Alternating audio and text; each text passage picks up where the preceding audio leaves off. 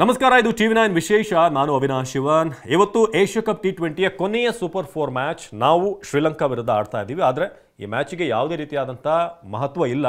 Already final ಯಾರು ಅಂತ fix ಆಗಿದೆ. ನೆನ್ನೆ ಪಾಕಿಸ್ತಾನ್ ಬಾಂಗ್ಲಾದೇಶನ್ನು ಸೋಲಿಸಿದ ಮೇಲೆ ಅವರು ಫೈನಲಿಗೆ ಬಂದಿದ್ದಾರೆ. ನಾವು ಮತ್ತೆ ಪಾಕಿಸ್ತಾನ್ ಫೈನಲ್ ಆಡ್ತೀವಿ ಭಾನುವಾರ.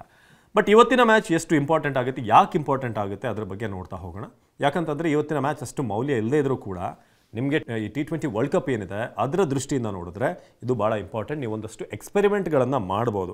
ಸೊ ಟೀಮ್ ಇಂಡಿಯಾ ನಾವು ಇಷ್ಟು ಮ್ಯಾಚ್ಗಳನ್ನು ನಾವು ಗೆದ್ದಿದ್ದೀವಿ, ಬ್ಯಾಕ್ ಟು ಬ್ಯಾಕ್ ಮ್ಯಾಚ್ಗಳು. ನಾವು 5 ಮ್ಯಾಚನ್ನು ಕೂಡ ಗೆದ್ದಿದ್ದೀವಿ. ಇವತ್ತು 6ನೇ ಮ್ಯಾಚ್ ಇದು ಈ ಒಂದು ಏಷ್ಯಾ ಕಪ್ ಟಿ20ಲಿ. ನಾವು ಎಲ್ಲಿ ಇಂಪ್ರೂವ್ಮೆಂಟ್ ಮಾಡ್ಕೊಳ್ಬೇಕು ಅದಕ್ಕೆ ಇವತ್ತಿನ ಮ್ಯಾಚ್ ಭಾಳ ಇಂಪಾರ್ಟೆಂಟ್ ಆಗುತ್ತೆ. ನಂಬರ್ 1, ಇಂಡಿಯಾ ಈ ಸಲ ನಾವು ಇಡೀ 5 ಮ್ಯಾಚನ್ನು ನೋಡಿದ್ರೆ ಭಾಳ ಇಂಪ್ರೂವ್ಮೆಂಟ್ ಮಾಡ್ಕೊಳ್ಬೇಕಾಗಿರೋದು ಕ್ಯಾಚಿಂಗಲ್ಲಿ. ಇದುವರೆಗೆ ಆಲ್ಮೋಸ್ಟ್ ಲೆಕ್ಕಾಚಾರ ಹಾಕಿದ್ರೆ ಒಂದು 12 ಕ್ಯಾಚ್ಗಳನ್ನು ಲಾಸ್ಟ್ 5 ಮ್ಯಾಚಲ್ಲಿ ಬಿಟ್ಟಿದ್ದಾರೆ ಇವರು. ಕೆಲವೊಂದು ಈಸಿ ಚಾನ್ಸ್ಗಳು, ಅದರಲ್ಲಿ ಒಂದು 7-8 ಕೈಗೆ ಬಂದಿರೋ ಕ್ಯಾಚ್ಗಳು, ಇನ್ನೊಂದು 3-4 ಸ್ವಲ್ಪ ಟಫ್ ಚಾನ್ಸ್ ಇತ್ತು. For example Sanju Samson last ಮ್ಯಾಚಲ್ಲಿ ಒಂದು ಬಿಟ್ಟರು. ಅದು ಆಲ್ಮೋಸ್ಟ್ ಅವರು ಕ್ಯಾಚ್ ಆ ರೇಂಜಿಗೆ ಹೋದರು, ಆಮೇಲೆ ಡೈ ಹೊಡೆದು ಅದನ್ನು ಡ್ರಾಪ್ ಮಾಡ್ತಾರೆ. ಅದೆಲ್ಲ ಸೇರಿ ಒಂದು 12 ಕ್ಯಾಚ್ಗಳನ್ನು ಬಿಟ್ಟಿದ್ದಾರೆ. ಸೊ ಇದನ್ನು ಇಂಪ್ರೂವ್ಮೆಂಟ್ ಮಾಡ್ಕೊಳ್ಳೋಕ್ಕೆ ಇದೊಂದು ಬೆಸ್ಟ್ ಚಾನ್ಸ್ ಇವತ್ತಿನ ಮ್ಯಾಚ್. ಇದು ನಂಬರ್ 1. ಫೀಲ್ಡಿಂಗಲ್ಲಿ ನಾವು ಇನ್ನಷ್ಟು ಇದಾಗಬೇಕು, ಅಪ್ಡೇಟ್ ಆಗಬೇಕು. ಇಂಟರ್ನ್ಯಾಷನಲ್ ಲೆವೆಲಲ್ಲಿ ನೀವು ಈ ಥರ ಕ್ಯಾಚ್ಗಳನ್ನು ಬಿಡೋಕ್ಕೆ ಸಾಧ್ಯನೇ ಇಲ್ಲ. ಸೊ ಟಿ20 ವರ್ಲ್ಡ್ ಕಪ್ ದೃಷ್ಟಿಯಿಂದ ಇದು ವೆರಿ ಇಂಪಾರ್ಟೆಂಟ್. ಎರಡನೇದಾಗಿ ನಿಮಗೆ ಎಕ್ಸ್ಪೆರಿಮೆಂಟ್ ಮಾಡೋಕ್ಕೆ ಇವತ್ತು ಅವಕಾಶ ಇದೆ. ಜಿತೇಶ್ ಶರ್ಮಾ ಅಂತ ಪ್ಲೇಯರ್ RCBಯನ್ನು ಈ ಸಲ ಚಾಂಪಿಯನ್ ಆಗಿದೆ ಅಂತಂದರೆ ಜಿತೇಶ್ ಶರ್ಮಾ ಅವರ ಪಾತ್ರ ಭಾಳ ದೊಡ್ಡದು. ಸೊ ಜಿತೇಶ್ ಶರ್ಮಾಗೆ ಒಂದು ಅವಕಾಶ ಇವತ್ತು ಕೊಡಬೇಕು. ಯಾಕಂದರೆ ಆಲ್ರೆಡಿ ಲಾಸ್ಟ್ ಮ್ಯಾಚಲ್ಲಿ ನೀವು ಟ್ರೈ ಮಾಡಿದ್ರಿ, ಕೆಲವ್ರನ್ನ ಅಪ್ ದ ಆರ್ಡರ್ ತಂದ್ರಿ. ಹರ್ಷಿತ್ ರಾಣಾ ಒಳಗೆ ಬಂದರು, ಹರ್ಷದೀಪ್ ಬಂದರು. ಬಟ್ ಜಿತೇಶ್ ಶರ್ಮಾ, ರಿಂಕು ಸಿಂಗ್ ಇಬ್ಬರಿಗೂ ಕೂಡ ಇವತ್ತು ಅವಕಾಶವನ್ನು ಕೊಡಬೇಕು ಶ್ರೀಲಂಕಾ ವಿರುದ್ಧ. ಯಾಕಂದರೆ ಅವ್ರಿಗೂ ಕೂಡ ಒಂದಷ್ಟು ಗೇಮ್ ಟೈಮ್ ಸಿಕ್ಕಾಗ ಕಾನ್ಫಿಡೆನ್ಸ್ ಬಿಲ್ಡ್ ಆಗುತ್ತೆ. ನೆಕ್ಸ್ಟ್ ನಾವು ಟಿ20 ಆಸ್ಟ್ರೇಲಿಯಾ ವಿರುದ್ಧ ನಮ್ಮ ನೆಲದಲ್ಲಿ ಆಡ್ತಾ ಇದ್ದೀವಿ. ಆ ಕಾರಣಕ್ಕೆ ಆಸ್ಟ್ರೇಲಿಯಾ ಅಂತ ಟೀಮ್ ನೀವು ಏಷ್ಯಾ ಕಪ್ಪಲ್ಲಿ ಆಡಿದಾಗೆ ಆಡೋಕ್ಕಾಗಲ್ಲ. ಆಸ್ಟ್ರೇಲಿಯಾದಲ್ಲಿರುವಂಥ ಪವರೇ ಬೇರೆ, ಅವರು ಟಿ20 ಅಪ್ರೋಚ್ ಬೇರೆ.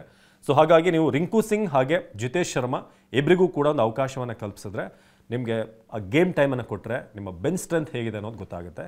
ಎರಡನೇದಾಗಿ ಹರ್ಷದೀಪ್ ಸಿಂಗ್ ಅವ್ರನ್ನ ಮತ್ತೆ ಇಲ್ಲೊಂದು ಅವಕಾಶ ಕೊಡ್ಬೋದು. ಬುಮ್ರಾಗೆ ರೆಸ್ಟ್ ಕೊಟ್ಟು, ಹಾರ್ದಿಕ್ ಪಾಂಡ್ಯ ಅವರಿಗೆ ರೆಸ್ಟ್ ಕೊಟ್ಟು, ಹರ್ಷಿತ್ ರಾಣಾ ಆಬ್ವಿಯಸ್ ಚಾಯ್ಸಲ್ಲಿರೋದು.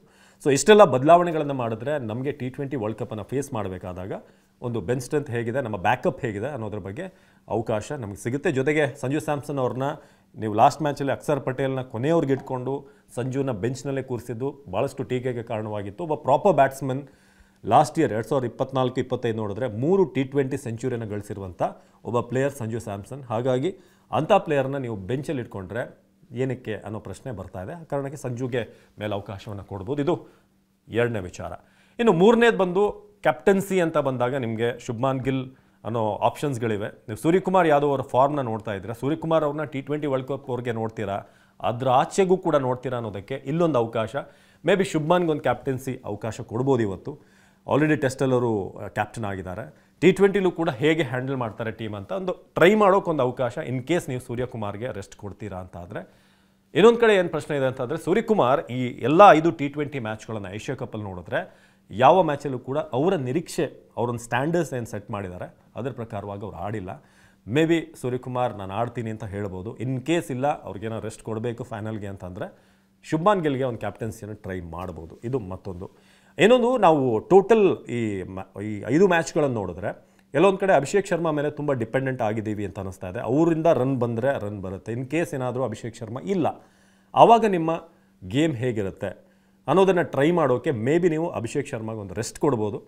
ಅಲ್ಲಿ ರಿಂಕು ಸಿಂಗ್ ಅಥವಾ ಜಿತೇಶ್ ಶರ್ಮಾ ಇಬ್ಬರಲ್ಲಿ ಅವ್ರನ್ನ ಅಕಾಮಿಡೇಟ್ ಮಾಡಿ ಟ್ರೈ ಮಾಡ್ಬೋದು. ಅಭಿಷೇಕ್ ಶರ್ಮಾ ಇಲ್ಲದೆ ನಮ್ಮ ಓಪನಿಂಗ್ ಹೇಗಿರುತ್ತೆ, ಪವರ್ ಪ್ಲೇ ಹೇಗೆ ನಾವು ಅಪ್ರೋಚ್ ಮಾಡ್ತೀವಿ, ಇದೆಲ್ಲವೂ ಕೂಡ ಟ್ರೈ ಮಾಡೋಕ್ಕೊಂದು ಅವಕಾಶ.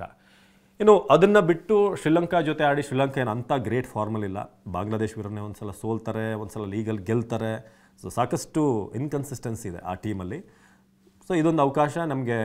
ಅವರ ಆ ಬೌಲರ್, ಫಾರ್ ಎಕ್ಸಾಂಪಲ್ ಹಸರಂಗ ಅಂತ ಬೌಲರ್ ತುಂಬ ಚೆನ್ನಾಗಿ ಬೌಲಿಂಗ್ ಮಾಡ್ತಿದ್ದಾರೆ ಈಗ. ಸೊ ಅಥವಾ ಚಮೀರಾ ಅಂತ ಬೌಲರ್ ಇರ್ಬೋದು. ಸೊ ಇವ್ರನ್ನ ಏಷ್ಯನ್ ಟೀಮ್ಗಳನ್ನು ಫೇಸ್ ಮಾಡೋಕ್ಕೆ ಒಂದಷ್ಟು ಅವಕಾಶ ಸಿಗುತ್ತೆ ನಿಮಗೆ. ಸೊ ಇವತ್ತು ನಿಮಗೆ ಏನು ನಿರೀಕ್ಷೆ ಇದೆ ಶ್ರೀಲಂಕಾ ಮ್ಯಾಚ್ನಲ್ಲಿ, ಯಾರನ್ನ ರೀಪ್ಲೇಸ್ ಮಾಡಬೇಕು, ಯಾವೆಲ್ಲ ಚೇಂಜಸ್ ಬೇಕು, ದಯವಿಟ್ಟು ಕಮೆಂಟ್ ಮಾಡಿ ತಿಳಿಸಿ. ನಿರಂತರ ಸುದ್ದಿಗಾಗಿ ನೋಡ್ತಾ ಇರಿ ಟಿವಿ9.